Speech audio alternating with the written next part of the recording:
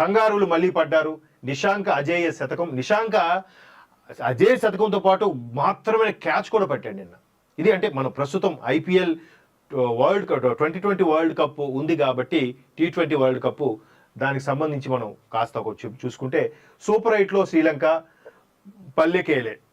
ఇక్కడ చూడండి, లంకేలు అదరహో అనిపించారు, కంగారుకు మళ్ళీ షాక్. శ్రీలంక వరుసగా 3వ విజయంతో 2020 ప్రపంచ కప్ లో సూపర్ 8 దూసుకెళ్లింది. జింబాబే చేతిలో షాక్ తిన్న ఆస్ట్రేలియా లంక చేతిలోనూ ఓటమి పాలైంది.